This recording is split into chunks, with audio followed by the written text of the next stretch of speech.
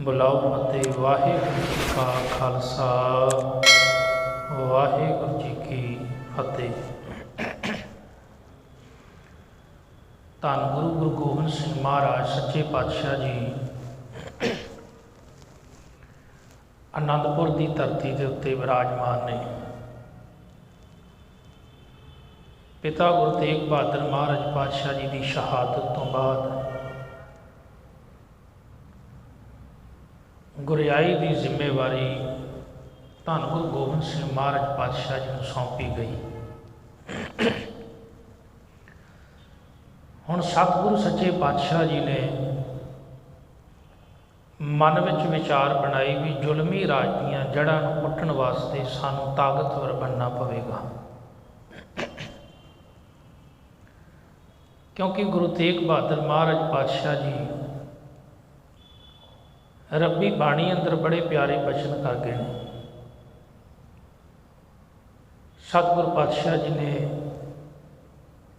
देश के लोगों को एहसास कराया भी तुसीं गुलाम हो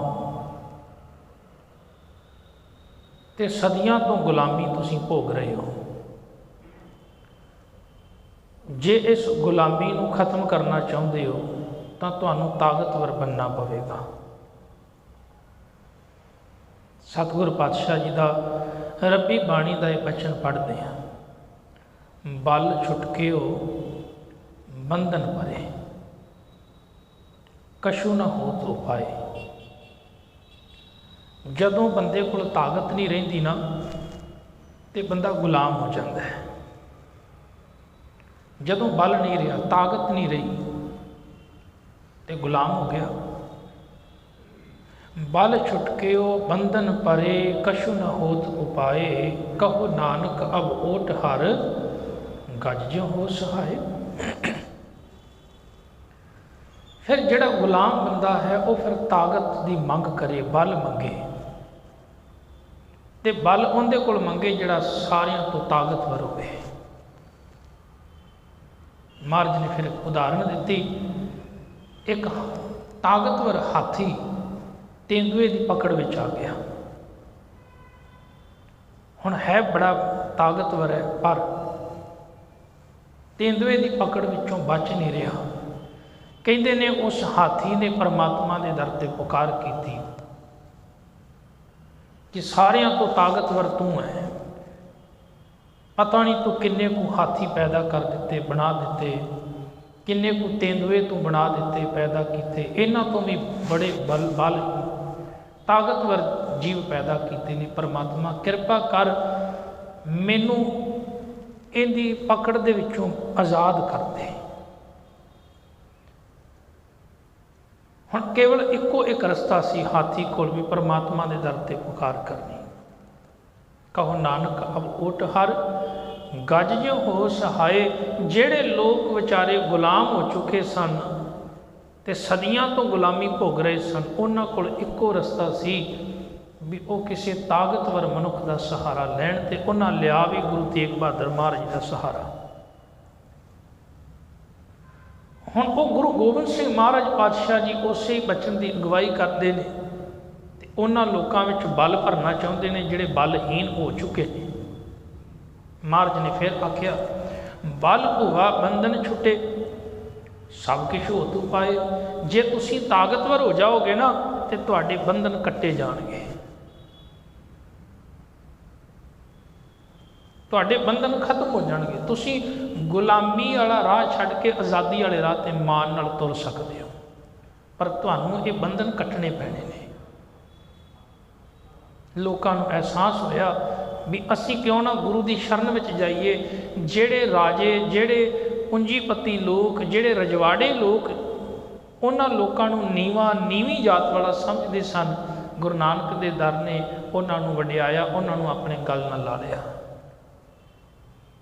जिन्हां दा परछावां पैण नाल ब्राह्मण दा चुल्हा चौंका भिट जांदा सी, उन्हां दे सिर्फ उस गली विचों लंघण नाल उस गली विचों फिर उच्च जातीय लंघते नहीं सन। उन्हां दे खूह तो पानी नहीं सी कोई पींदा, उन्हां दे हत्थ दा पानी कोई लैके नहीं सी पींदा, उन्हां दे मंजे ते कोई नहीं सी बैठदा। ਉਹ ਵਿਚਾਰੇ ਡਰਦੇ ਸਨ, ਨੇੜੇ ਨਹੀਂ ਸਨ ਆਉਂਦੇ, ਅਤੇ ਜਾਤ ਅਭਿਮਾਨੀ ਲੋਕ ਉਹਨਾਂ ਨੂੰ ਕੋਲ ਬਿਠਾਉਂਦੇ ਨਹੀਂ ਸਨ, ਉਹ ਛੂਆ-ਛੂਤ ਮੰਨਦੇ ਸਨ। ਮਹਾਰਾਜ ਨੇ ਇਹ ਬਿਮਾਰੀ ਨੂੰ ਘਰੋਂ ਕੱਢ ਦਿੱਤਾ। ਸਾਰਿਆਂ ਵਾਸਤੇ ਸਾਂਝੇ ਲੰਗਰ ਲਾਏ, ਸਾਂਝੇ ਖੂਹ ਜਿਹੜੇ ਨੇ ਉਹ ਬਣਵਾਏ, ਸਾਂਝੇ ਇਸ਼ਨਾਨ ਜਿੱਥੇ ਹੁੰਦੇ ਨੇ ਉਹ ਸਥਾਨ ਬਣਵਾਏ। ਇੱਕੋ ਥਾਂ 'ਤੇ ਬੈਠ ਕੇ ਰੱਬੀ ਬਾਣੀ ਦੀ ਸਿਫਤ ਸਲਾਹ ਕਰਨ ਦੀ ਜਦੋਂ ਪ੍ਰਥਾ ਚਲਾਈ, ਉਹਨਾਂ ਲੋਕਾਂ ਨੂੰ ਜਿਨ੍ਹਾਂ ਨੂੰ ਨੀਵੇਂ ਕਿਹਾ ਜਾਂਦਾ ਸੀ, ਲਤਾੜਿਆ ਜਾਂਦਾ ਸੀ, ਰਹਿੰਦ ਖੂੰਹਦ ਕਿਹਾ ਜਾਂਦਾ ਸੀ, ਉਹਨਾਂ ਨੂੰ ਸ਼ਸਤਰ ਫੜਾਏ, ਸ਼ਸਤਰ ਅਭਿਆਸ ਕਰਾਏ, ਉਹਨਾਂ ਨੂੰ ਘੋੜ ਸਵਾਰੀਆਂ ਕਰਵਾਈਆਂ, ਘੋਲ ਕਰਵਾਏ, ਅਤੇ ਮਹਾਰਾਜ ਪਾਤਸ਼ਾਹ ਜੀ ਨੇ ਉਹਨਾਂ ਵਿੱਚ ਬਲ ਭਰ ਦਿੱਤਾ। ਬਲ ਹੁਆ ਬੰਧਨ ਛੁਟੇ, ਸਭ ਕਿਛ ਹੋਤ ਉਪਾਏ, ਨਾਨਕ ਸਭ ਕਿਛ ਤੁਮਰੇ ਹੱਥ ਮੈਂ, ਤੁਮ ਹੀ ਹੋਤ ਸਹਾਏ। ਉਹ ਲੋਕ ਤਾਕਤਵਰ ਹੁੰਦੇ ਗਏ। ਉਹਨਾਂ ਦੀ ਤਾਕਤ ਨੂੰ ਵੇਖਦਿਆਂ ਹੋਇਆਂ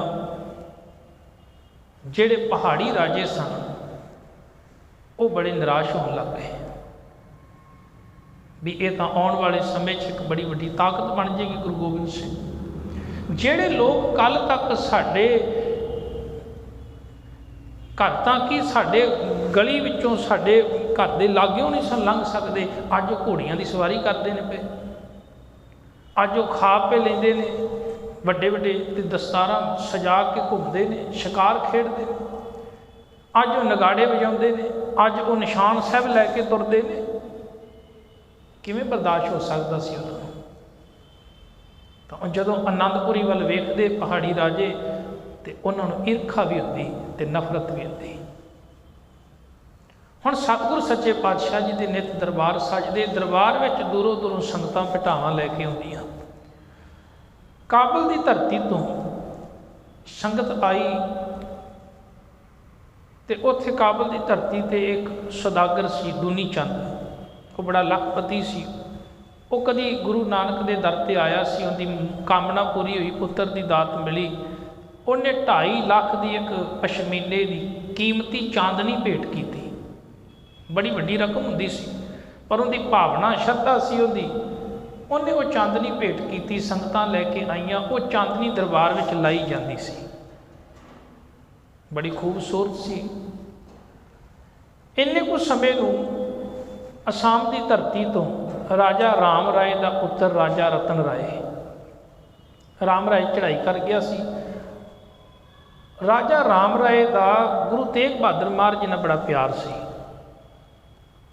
ਅਸਾਮ ਦੀ ਧਰਤੀ 'ਤੇ ਮਹਾਰਾਜ ਜਦੋਂ ਰਹੇ ਨੇ, ਗੁਰੂ ਤੇਗ ਬਹਾਦਰ ਮਹਾਰਾਜ ਦੀ ਸ਼ਹੀਦੀ ਤੋਂ ਬਾਅਦ ਰਾਮ ਰਾਏ ਦਾ ਪੁੱਤਰ ਰਾਜਾ ਰਤਨ ਰਾਏ, ਉਹਨੇ ਆਪਣੀ ਮਾਂ ਰਾਣੀ ਨੂੰ ਨਿਤ ਆਖਣਾ ਵੀ ਮੈਂ ਉਸ ਗੁਰੂ ਦੇ ਸਾਹਿਬਜ਼ਾਦੇ ਦੇ ਦੀਦਾਰ ਕਰਨੇ ਨੇ ਜਿਸ ਗੁਰੂ ਨੇ ਹਿੰਦੂ ਕੌਮ ਨੂੰ ਬਚਾਉਣ ਵਾਸਤੇ ਚਾਂਦਨੀ ਚੌਕ ਵਿੱਚ ਆਪਣਾ ਆਪਾ ਜਿਹੜਾ ਹੈ ਕੁਰਬਾਨ ਕਰ ਦਿੱਤਾ। ਮਾਂ ਨੇ ਵੇਖਿਆ, ਹਾਂ ਪੁੱਤਰ, ਸਾਰੀ ਹਿੰਦੂ ਕੌਮ ਨੂੰ ਰਿਣੀ ਹੋਣਾ ਚਾਹੀਦਾ ਹੈ ਗੁਰੂ ਨਾਨਕ ਦੇ ਘਰ ਦਾ, ਕਿਉਂਕਿ ਉਹਨਾਂ ਨੇ ਜਿਹੜਾ ਕਾਰਜ ਕੀਤਾ ਹੈ ਉਹ ਬੜਾ ਮਹਾਨ ਹੈ, ਅਸੀਂ ਜ਼ਰੂਰ ਚੱਲਾਂਗੇ। ਰਾਜਾ ਰਤਨ ਰਾਏ ਆਪਣੀ ਮਾਂ ਨਾਲ ਜਦੋਂ ਆਨੰਦਪੁਰ ਵਿੱਚ ਆਇਆ, ਤੇ ਉਹ ਬੜੀਆਂ ਕੀਮਤੀ ਸੁਗਾਤਾਂ ਭੇਟਾਵਾਂ ਲੈ ਕੇ ਆਇਆ, ਜਿਨ੍ਹਾਂ ਵਿੱਚ ਇੱਕ ਪ੍ਰਸਾਦੀ ਹਾਥੀ ਸੀ, ਚਿੱਟਾ ਹਾਥੀ, ਔਰ ਬੜਾ ਸੂਝਵਾਨ ਸਿਆਣਾ। ਉਹ ਗੁਰੂ ਪਾਤਸ਼ਾਹ ਜੀ ਸਿਰ ਦੇ ਉੱਤੇ ਚੌਰ ਸਾਹਿਬ ਚਲਾਇਆ ਕਰਦਾ ਸੀ। ਮਹਾਰਾਜ ਨੇ ਤੀਰ ਚਲਾਉਣੇ, ਤੀਰ ਵੀ ਚੁੱਕ ਕੇ ਲਿਆਇਆ ਕਰਦਾ ਸੀ, ਬੜਾ ਸਿਆਣਾ ਸੀ, ਖੂਬਸੂਰਤ ਸੀ। ਉਹਨੂੰ ਪ੍ਰਸਾਦੀ ਹਾਥੀ ਕਿਹਾ ਜਾਂਦਾ ਸੀ। ਇੱਕ 5 ਕਲਾ ਸ਼ਸਤਰ ਰਾਜਾ ਰਤਨ ਰਾਏ ਨੇ ਭੇਟ ਕੀਤਾ ਮਹਾਰਾਜ ਨੂੰ, ਉਹ 5 ਤਰੀਕੇ ਦਾ ਹਥਿਆਰ ਸੀ। ਇੱਕ ਚੌਂਕੀ ਬੜੀ ਖੂਬਸੂਰਤ ਸੀ, ਚੰਦਨ ਦੀ ਬਣੀ ਹੋਈ ਸੀ, ਉਹਦੀ ਸੁਗੰਧੀ ਆਉਂਦੀ ਸੀ, ਤਾਂ ਉਹ ਵੀ ਭੇਟਾ ਕੀਤੀ ਸੀ। ਇਸ ਤਰ੍ਹਾਂ ਬੜੀਆਂ ਸੁਗਾਤਾਂ ਭੇਟ ਕੀਤੀਆਂ ਗਈਆਂ, ਤੇ ਸਤਿਗੁਰ ਪਾਤਸ਼ਾਹ ਜੀ ਦੇ ਦਰਬਾਰ ਦੀ ਰੌਣਕ ਹੋਰ ਵੱਧ ਜਾਂਦੀ ਸੀ। ਹੁਣ ਸਤਿਗੁਰ ਸੱਚੇ ਪਾਤਸ਼ਾਹ ਜੀ ਨੇ ਰੋਜ਼ ਜਦੋਂ ਨਗਾਰਾ ਵਜਾਉਣ ਦਾ ਹੁਕਮ ਕਰਨਾ, ਬੈਠਾ ਹੋਇਆ ਕਹਿਲੂਰ ਦੇ ਵਿੱਚ ਪਹਾੜੀ ਰਾਜਾ ਭੀਮ ਚੰਦ, ਜਦੋਂ ਉਹਦੇ ਕੰਨਾਂ ਵਿੱਚ ਇਹ ਨਗਾਰੇ ਦੇ ਬੋਲ ਪੈਣੇ ਤਾਂ ਉਹਨੂੰ ਈਰਖਾ ਹੋਣੀ ਵੀ ਅਸੀਂ ਰਾਜੇ ਹਾਂ, ਅਸੀਂ ਵਜਾਈਏ ਨਗਾਰੇ, ਗੱਲ ਵੱਖਰੀ ਹੈ। ਇਹ ਕੱਲ੍ਹ ਦਾ ਕਹਿਣਗੇ ਗੁਰੂ ਗੋਬਿੰਦ ਸਿੰਘ निकड़ी जी उम्र का ते नगाड़े लग गया वजाउण। उन्हें अपने वजीर को बुलाया, उनके वजीर का नाम ही परमानंद। जदों बुलाया उन्हें आख्या भी ये कौन है। परमानंद जिहड़ा वो श्रद्धालु सी गुरु नानक के घर का, वो कह लगे गुरु तेग बहादुर महाराज साहिबजादा गोबिंद राय। उन्हें आख्या भी ये तो आने वाले समय में वड्डी ताकत बन जाएगा। परमानंद ने आख्या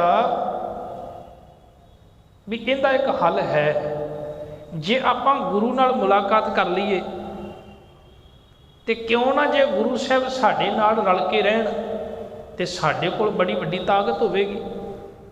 ये ना होवे कल नूं कोई दूजा राजा आवे, वो इसका लाभ लै जाए तो असीं एवें रह जाइए तो साडे राज नूं खतरा हो जाए।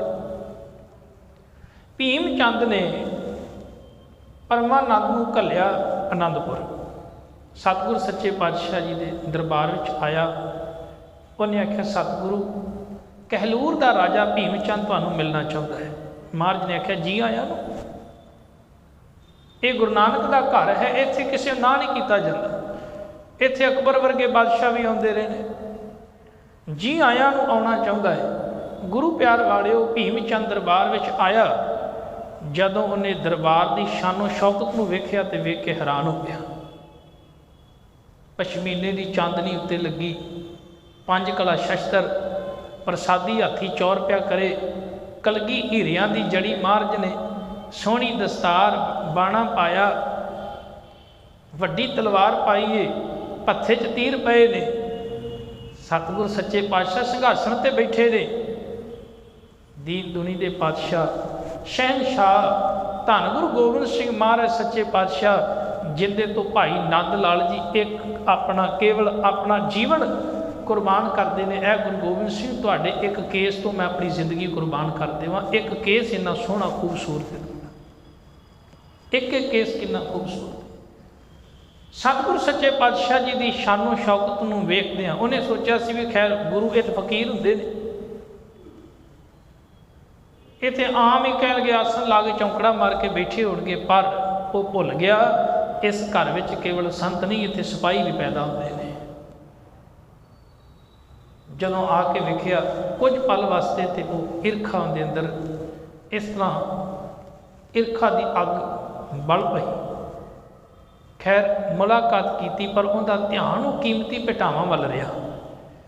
मैं भी राजा वां, मैनूं इन्नियां कीमती भटावां कदी नहीं मिलियां। खैर वो जदों वापस गया तो उन्हें अपने वजीर मंत्री नूं परमानंद नूं आख्या, कह लगा भी वो कीमती भटावां मैनूं चाहीदियां ने, या तो वो खोलियां जाण या ठगियां जाण या मंगियां जाण, पर वो चाहीदियां मैनूं ने। सतगुरु सच्चे पातशाह जी भीम चंद के अंदर की जिहड़ी सोच सी उन्होंने समझ गए सन भी ये सानू मिल नहीं आया, आया तो किसी होर मकसद नाल है। खैर भीम चंद ने मन में विचार बनाई तो उन्हें अपने एक पंडित चतुरदास नूं घल्लिया। वो बड़ा चतुर सी, चलाक सी। वो कहता मैं ठग के ले आवांगा। घल्लिया, वो गया दरबार में भी राजे नूं कुछ समय वास्ते, क्योंकि राजा भीम चंद का पुत्र अजमेर चंद उनका विआह सी, उनका विआह पक्का होया सी। श्रीनगर गढ़वाल का राजा सी उस समय राजा फतेह शाह, उनकी पुत्री के नाल अजमेर चंद का विआह पक्का होया सी। उन्हें आख्या साडे घर विआह है, सानू भटावां चाहीदियां। ते गुरु साहब समझते सन भी ठगना चाहुंदा है। महाराज ने उस समय आख्या भी भलिओ ਜਿਹੜੀਆਂ चीज़ां मैनू भेटा दित्तियां गईयां ने ना, राजे रतन राय ने दित्तियां सन। उन्हें आख्या सी सतगुरु ये तुहाडे दरबार वास्ते ने, इन्हां नूं किते होर नहीं तुसीं लाउणा, किते होर नहीं भेजना, ये तुहाडे दरबार वास्ते। ते किसी सिख की शरधा भावना होंदी है। महाराज ने आख्या तुहानूं कोई हाथी चाहिए, घोड़े चाहिए ने, कुछ चाहिए, तुसीं उन्हां विचों कुछ भी लै जाओ, पर किसी सिख की कीती हुई भेटा चीज़ अगे असीं नहीं दे सकते।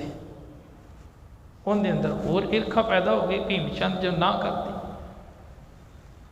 उन्हें मंत्रियों को बुलाया, कुछ राजियां नूं बुलाया भी आपां क्यों ना गुरु गोबिंद सिंह नाल जंग करिए, पर उन्होंने समझाया भलिया तेरे पुत्र का विआह है, विआह समाप्त कर लै, उस तो बाद फिर आपां वेखांगे। हुण जिहड़ा राजा फतेह शाह सी ना श्रीनगर का, गढ़वाल का राजा, इहदी गुरु घर नाल बड़ी नेड़ता सी, शरधा प्यार सी।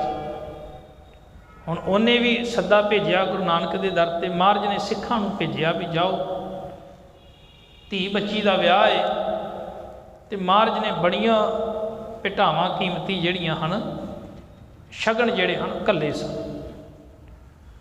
हुण जिहड़ा राजा भीमचंद है ना, इन्हें मन में विचार बनाई भी किन्नियां कीमती भेटावां जिहड़ियां हन राजा फतेह शाह नूं देण वास्ते गुरु गोबिंद सिंह घल्लिया। उन्हें अपने कुड़म राजा फतेह शाह नूं आख्या भी गल इस तरह है बई मैं मंगियां सन कीमती भेटावां, गुरु गोबिंद सिंह ने नहीं दित्तियां, ते इहदे विच मेरी बेइज्जती बदनामी है, ते हुण तेरी धी वास्ते वो लैके आए ने भेटावां, ते तू लैणियां नहीं, जे तू लवेगा तो मैं बरात वापस लैके चला जावांगा। राजे फतेह शाह ने उस समय जिहड़े सिख गए सन उन्होंने आख्या भी आ कहानी है। उन्होंने आख्या कोई गल नहीं, असीं वापस चले जाने। जदों वापस आ रहे सन तो उस समय कुछ अपने जिहड़े ने सिपाही भीमचंद ने मगर तौर पर भी राह विचों सिखां नूं लुट लो, है तो भी कीमती ने जो सगातां लैके आए ने, इन्हां लुट लवो। जदों मगर आए उत्थे फिर सिखां दा उन्हां नाल टाकरा होया, तो भीमचंद के सिपाही मार खा के दौड़ गए, हार खा गए। सिख वापस आ गए। सारी कहानी गुरु पातशाह जी ने दसी। महाराज ने आख्या कोई गल नहीं। गुरु प्यार वालिओ, सतगुर सच्चे पातशाह जी का राजा मेदनी प्रकाश नाल बड़ा प्यार सी। ये नाहन की रियासत का राजा सी। उन्हें चिट्ठी घल्ली, सतगुरु पातशाह जी मेरे नगर में आओ, इत्थे चरण पा के निहाल करो। धन गुरु गोबिंद सिंह महाराज पातशाह आनंदपुर तो चल के फिर नाहन के राजे मेदनी प्रकाश उनकी रियासत में गए। उत्थे जाके सतगुरु सच्चे पातशाह जी ने पाउंटा साहिब नगर वसाया। की रहमत महाराज ने उत्थे कीतियां, की बख्शिशां कीतियां, किन्ना समा महाराज उत्थे रहे, तो पहाड़ी राजियां नाल किवें जंगां होईयां ने, फिर उनकी विचार आपां आउण वाले दीवानां में साझी करांगे। सतगुर किरपा करन। होईयां भुल्लां चुकां दी खिमा। वाहिगुरू जी का खालसा, वाहिगुरू जी की